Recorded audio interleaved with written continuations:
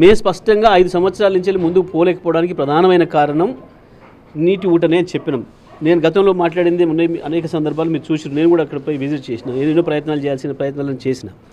ప్రతి నెల 1.5 కోటికి పైగా వాళ్ళకు కేవలం నీళ్లను బయట తీయడం కొరకే ఖర్చు అవుతుండే. ఎలక్ట్రిసిటీ డిపార్ట్మెంట్ వాళ్ళు పవర్ కట్ చేస్తుండే.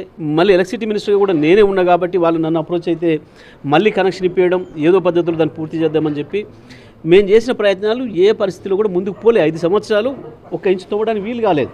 కేవలం నీళ్ళ వల్ల. అంటే వాళ్ళు పెట్టిన టెక్నాలజీ అటువంటి దుర్మార్గమైంది. ఆ టెక్నాలజీ పెట్టినప్పుడే చెప్పినాం. మేము బీఆర్ఎస్ పార్టీగా లేకపోయినా తెలంగాణ వాదులుగా, నల్లగొండ బిడ్డలుగా ఆనాడే మేము విమర్శలు చేసినాం. ఇది సరైనది కాదు, ఈ టెక్నాలజీ పెట్టడం అనేది నల్లగొండకు ద్రోహం చేయడం తప్ప ఇంకోటి కాదు అనే మాట మేము ఆ రోజు స్పష్టంగా చెప్పినాం. మేము ఇది పూర్తి చేయడం కొరకు పెట్టిన ప్రాజెక్టు కాదు, కేవలం నల్లగొండ జిల్లా ప్రజల్ని మోసం చేయడం కొరకు నల్లగొండ నాయకులు ఇంతెత్తు పెరిగిన నాయకులు వీళ్ళ సహకారంతో సమైక్యాంధ్ర పాలకులు మనకు చేస్తున్న ద్రోహం అని చెప్పి ఆ రోజు మేము చెప్పినాం స్పష్టంగా. ఇవాళ అదే స్పష్టంగా కనపడింది.